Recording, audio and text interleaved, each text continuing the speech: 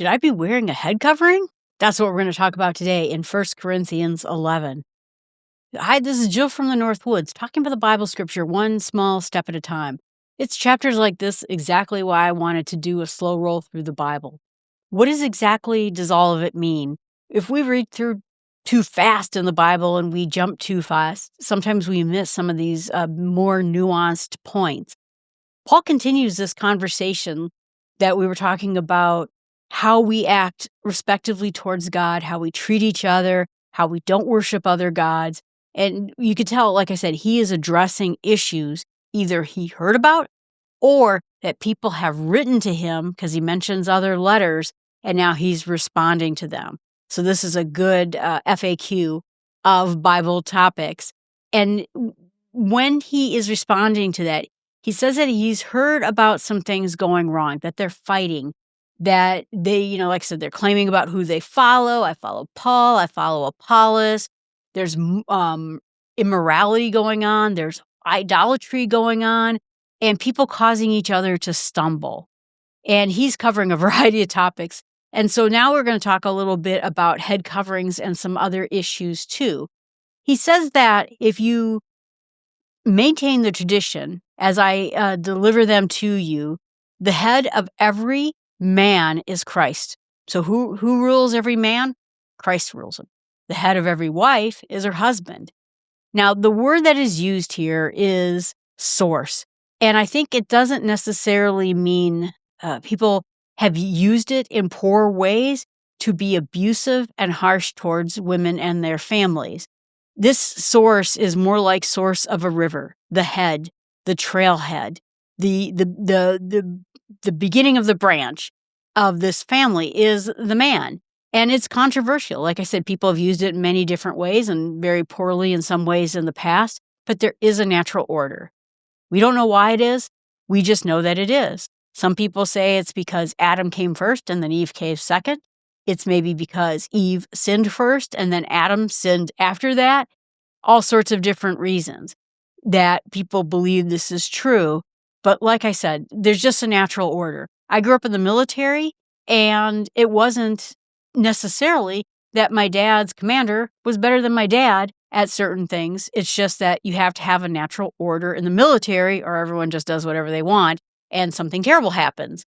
And so the Bible's not being mean towards women, and it's not putting women down, and it's not saying that women are incapable or any of the other things that people like to do. Is man put down because Christ is the head of the man? It's an honor to man for Christ to be his head. And it's an honor for women to have men and to have Christ in the branch, in the source of the tree. So it's not a put down. It doesn't make anybody lesser. It doesn't make women lesser. It just means that there is a natural order and a structure to it. And we're going to hear more about this structure here in a moment. And then you could go further, I guess, too, and say, is Christ unimportant because God the Father is at the source of Jesus? And it's obviously not. So it always seems to me that people try to take the worst possible view of everything they can. And there's two ways about it. There are men who have made it the worst possible way and have treated people incredibly poorly. There are women in there who are like, I have my rights. This is horrible. I don't believe in the Bible, or I don't believe in, the relationship of my husband because, and they make the worst possible way of it. And both sides are wrong. It should be about love, mercy, kindness, forgiveness. Just like Christ died for the church, man dies for his wife. It's a natural order of everything that it is. So don't anyone either think of themselves as too haughty and prideful about it, or try to turn this into a meanness. There's no meanness here. It is love.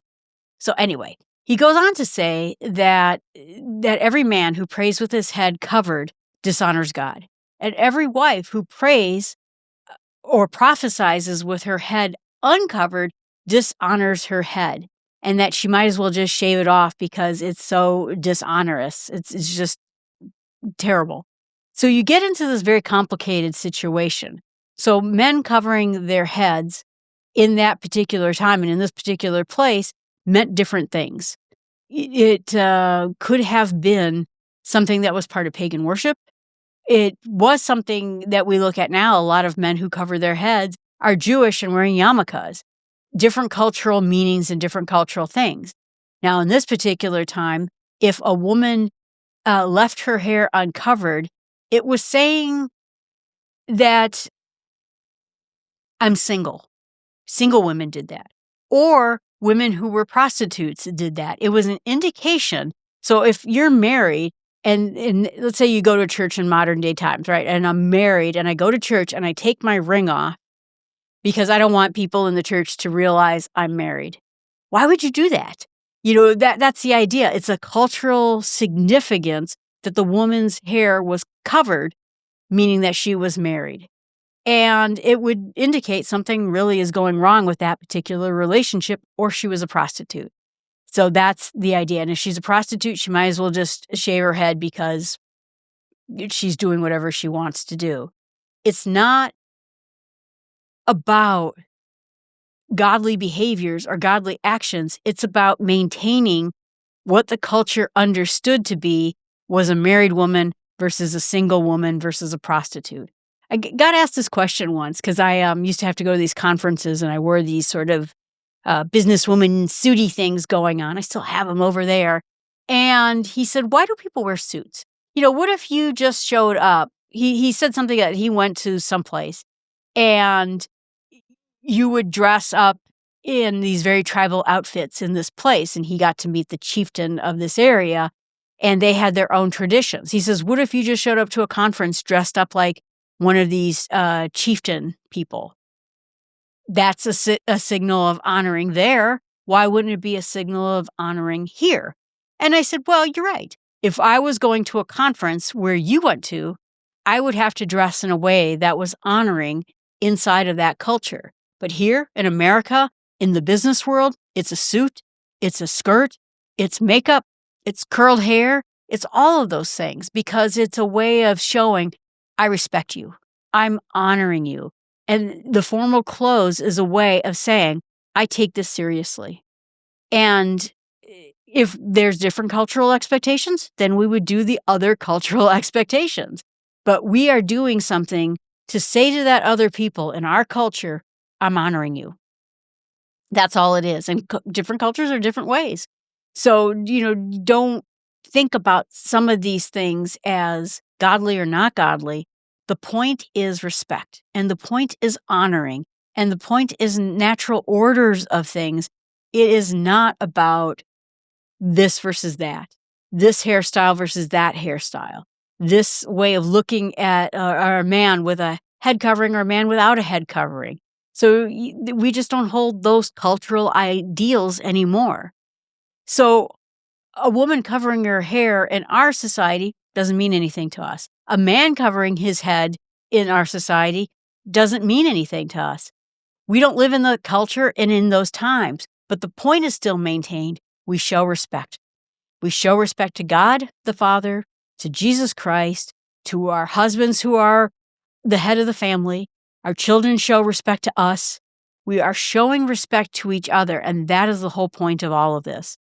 Back in the old-fashioned days, kids would bring an apple to a teacher. And we just don't grow up in agricultural times anymore. So if you brought an apple and you set it on the teacher's desk, she would probably think, that's a little bit weird. We just don't live in that time anymore. So think about the significance of it and not the actual actions itself. And then he goes on to say, that you don't want to show anything that is disrespectful to God, showing disrespect to your husbands. Husbands, don't do any disrespect towards God. And if a woman wears a head covering in this particular culture, it means she is showing respect to the Lord and showing respect to her husband, and that she is not independent of her own husband. They are dependent on each other. The woman made for man and the man made for women, they're all tied up together. We're made for Jesus and Jesus is made for God. We're all in this bucket together. And that's the important part of it, not the cultural structure. It's a structure for society. And we just try, in just our human nature, but we shouldn't do it, try to take everything in the worst possible light. We are trying to be offended by everything. And just because there is structure in society, we don't have to take it wrongly. And that's where he's saying all things are from God. Everything is from God. And in this culture, at that particular time that Paul was writing this, a woman having long hair was to her glory. A man having long hair was to his disgrace. And it says that her hair being covered means that she is associated with her husband. Her husband then is associated under God, under Jesus, and Jesus is associated under God the Father. It's not about fighting. It's not about being mean to each other or having contentious arguments with each other. It's just a practice. And he even goes on then to say, so if anyone's inclined to be contentious about it, we don't have any such practice, nor does the Church of God. Meaning that this is an emphasis on being a cultural thing, a custom that is going on right there. But whatever it is, stop fighting about it. Don't fight about it. And I don't do this in my church. And like I said, I had a friend who wore a head covering as a woman as we were playing video games online. It was just a sign to her, and it meant something to her. She didn't yell at me. I didn't yell at her. It's her culture, and that's what she does. So we see, when we're reading 1 Corinthians 10, it said something about, like I said, the symbol of authority on her head. And then it says, because of the angels. And because of the angels has sparked a lot of curiosity and theological discussions about it. What does that mean? What does because of the angels mean? And so some people interpret it as that the angels are present during corporate worship, like structures in the churches. This is mentioned in Hebrews 12 and 1 Peter 1. And it could be a reminder from Paul that all believers, even the unseen spiritual beings watching in a worship, will reflect proper reverence and the structural order given by God when we are in his holy presence. The angels are part of the created order. They're messengers and servants of God who understand this order. They've been there since the very beginning, and they have an established part of creation. When humans follow this order, including how we worship, it reflects God's wisdom. Disregarding the order of the world might, in a sense, scandalize, confuse the angels who are aligned with this divine order. And some ancient interpretations, like the early church, speculated that Paul might be alluding towards Genesis 6, where it talked about rebellious angels acting inappropriately towards women. That's one interpretation of it. And speculate that some may have seen these visible signs of modesty and order in worship is meant to protect the dignity of the human's role inside of worship. But in the end, Paul doesn't explain it. He doesn't explain exactly what he means by it. And so holding this line with some humility, that we have ideas about what it might mean, but we're not exactly sure. That somehow this takes place in a spiritual realm, that before God and his angels as part of this structure, and it's the way we carry ourselves with reverence, clarity, respect. That's the most important thing. And man's recognition of this is the idea that we're showing respect by doing this or doing that. Now, I live in a place and at a particular time where wearing suits doesn't really speak much to people. So we have this debate all the time. Should I wear a dress to church? Should a man wear a suit to church? And my friend's husband would say, absolutely. Tie, jacket, the whole spiel. But most people don't look at that as being a cultural significance the way that they used to do that anymore. And so they wear blue jeans and t-shirts. Some people look at that as being very disrespectful. And I think God maybe would look at it at what you're thinking of it. Are you doing this to be disrespectful? Or are you wearing a suit to be respectful? Or maybe you wear a suit because that's your practice and you're not even thinking about it. To me, wearing a t-shirt is not disrespectful. But I don't wear a t-shirt to church because I have just grown up in this time that is just not something that you do. So it's just different cultures at different times for different people. And like I said, I think God looks at the heart, and is he looking at you saying, Are you going to church in this slackerish way because you don't respect God, or you don't respect the church, or you don't respect the communion of people around you? Or does it mean absolutely nothing to you? And that way, it doesn't mean a thing. And so I think, like I said, God looks at the heart. He doesn't look at outward signs of fake worship. Jesus talked about, like, you wash the cup in a certain way, you wash your hands in a certain way. But you're not respecting God. So, like I said, it depends, I think, on what's going on with the heart. So then he goes on to talk about communion and the Lord's communion and how it's coming together of the church, but there's division among you. We've heard this all along. There is division among you, and there has to be an order. God is the God of order, not of chaos. One of the very first things when we get to Genesis, we will see that God took the chaos of the universe and put order to it. God is a God of order and not chaos.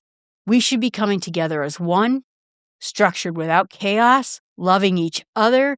And it's not just even because of the Lord's Supper, because now in our times, the Lord's Supper is a very specific thing, but at that time it was eating a meal together.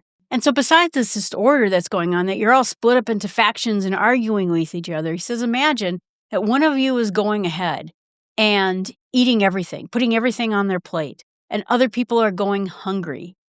You're not getting the idea of a communal meal together, you're getting your fill. Or one man goes ahead and starts drinking all the wine and gets drunk, and other people have nothing to drink. This isn't about coming together and being one together. This is about chaos. And in this particular case, like I said, this is talking about the Lord's Supper and talking about you're supposed to be together. This is supposed to be you coming together as one community, and instead you're thinking about yourselves. You're not thinking about this as you and your brothers eating a meal together. You are worried about your own hungers and thirsts and making sure you get yours. And Jesus says, this is my body. This is my blood. Do this in remembrance of me. If you go there unworthy and you're not having a communion, you're guilty of the body and blood of Christ. And if you are not examining yourself, then eat the bread, drink the wine, and be part of this communion, you are not doing this in judgment, in reverence to God, and in reverence to the community of people you are having communion with. It breaks every rule. And so in this particular case, people are eating and drinking to their own judgment. This is a very big passage. I recommend that in the times where you talk to your pastor about this. It's a very serious chapter indeed, and my church is one of those churches that takes this very seriously. Whether you are going to communion and you are not reflecting on yourself, your own sins, you're not looking at it, you're just doing a meal. You're just doing a thing because everyone at church does this thing. Instead, you are guilty of the body and blood of Christ because you are not reflecting on your own sin, not confessing your own sin, and doing so to your own judgment. But it's also doing something to your community because everyone thinks we're coming together with this common idea and this common purpose and this common thought about what communion is, and instead it's not. You're not having introspection. You are not doing this in a way that Christ has asked us to do it. And we know that we can't fix our own sin. We can't stop sinning. Our body, from Adam's origin, keeps sinning, but we are constantly striving for forgiveness, striving to have the Holy Spirit help us with these things, and we're asking the Lord to give us strength to overcome these sins. So what then does it mean about this discernment? Are you going ahead and thinking about it? Are you confessing your sins? Are people believing that we are one with Christ, that the church is one together, or are we in this for ourselves? Are we in this for our own selfish reasons, or like I said, just doing it because that's what the church does? And my church does take it seriously. We have what is called closed communion because we are saying we believe in these basic principles of the Christian church, And if you don't, you should not come up to communion, because that is what we believe in this church, and we are one body believing this same thing. Hopefully I'm saying that correctly. But we should also know we're not worthy of communion, that we have sinned, but it's God who makes us worthy of communion. It's His grace, it's His forgiveness, and we are eating and drinking in the body of Christ, and doing so, if we are doing this with God with us. If we are doing it outside of God, it's said that some are doing without discerning, so they're not going through this process, and some are falling sick. Some of you have died. Some of you are coming under judgment. And that doesn't necessarily mean that they're not going to go to heaven, but it means that there is earthly woes going on because they are not going through communion in like I said, discernment, which means, telling good from bad. We are going through this without asking God's forgiveness. We are going through this because we are not one body. And because of all of these things that are happening, they were being judged by the Lord, being disciplined. And that doesn't mean that we might not see the same thing happen, but he's talking specifically to what's happening to this church at this time. Certainly, this is something that could happen to us as well.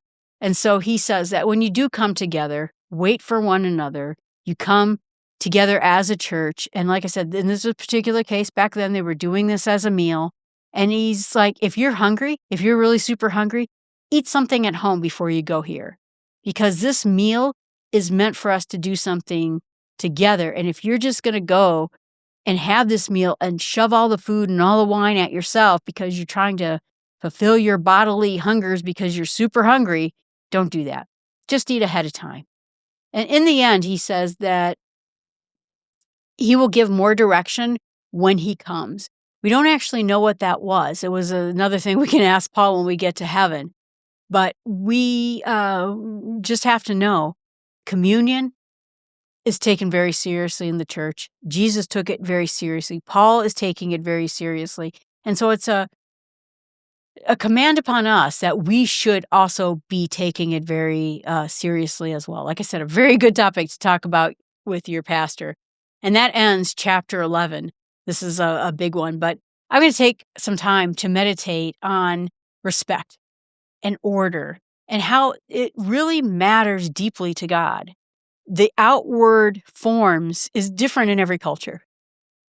But Paul is teaching the Corinthians to remember that while symbols may be cultural, like covering your hair or having certain kinds of clothing, the principles of honor and humility, unity transcends time. Respect goes beyond time and culture. And so you might ask yourself, how do you show reverence to God and to other people in your daily life? Your habits, your worship, relationships, speech, even as you talk with your husband or you talk to your wife, how are you reflecting those values? Are you paying attention to the way you talk and the way you behave so that you have a shared church culture? God is not asking us to empty rituals or empty these cultural things out of our traditions and out of our culture. He is calling us that whatever culture, whatever time and structure we're in, that we're respectful and that we follow the order that shines character into his world. And what I'm going to pray about is that God is the God of order. I remember when I was a kid, I just loved chaos. I was all about chaos all the time. I loved doing everything randomly. But God is a God of order, beauty, peace, respect, reconciliation, all those things. And he doesn't want us to confuse or have our behaviors confused with rebellion. We don't want to take authenticity and treat it as in a way that disrespects other people and disrespects our spouse. I mean, I think that's the most important thing. We never want to disrespect our spouse. And remember that God died for the church. Our husband should live like Christ lived, and we should show respect and humility and reverence in that same way. And so I hope, I don't have a husband, but I hope that God always shows me how to have honor in my heart, how I live, how I speak, how I relate to other people in my home, in my work, in my church, in my community. And that when I come to the Lord's table, I go in with that heart that weighs my own sin, asks for forgiveness, and looks at God's mercy and grace towards me in light of that sacred meal. And that I hope He helps me to examine myself more honestly and not to wallow in shame, but to approach God in the communion with grateful awe for the grace and the mercy that comes my way, and to welcome, despite my own sin, that I can worship God, but never be careless or self-centered, and always be Christ-centered or even church-centered, where I'm not looking to fulfill my own needs. I'm looking to fulfill the needs of my community around me. And what I'm going to share with others is that idea that in Paul's day, the head covering in this particular church was not a sign of shame. It was a sign of cultural dignity and devotion. In our times, it's going to be specifically different. It's going to be a different way we do it, but the principle remains the same. What we wear communicates what we value. And as Christians, our goals isn't to impress other people. It's not to provoke other people. It's to reflect Christ in everything we do. Modesty is not about being boring. It's about being thoughtful. And so the real question isn't what we wear, but why we wear it. What are we pointing to when we wear clothes, when we have certain behaviors? What are we pointing to? Are we pointing to Jesus, or are we pointing to just ourselves? And I think that's a good thing to consider. All right, everyone, thanks so much. Appreciate you listening. If you have any comments you'd like to say, you can put them in the chat channel if you're watching this on a video, or email me at jill@startwithsmallsteps.com. It's complicated, right? And certainly if you are confused about this, talk to your own pastor about it. It's an important enough issue, and this is an important enough chapter for us to understand exactly what this means. So thanks so much. Have a great day.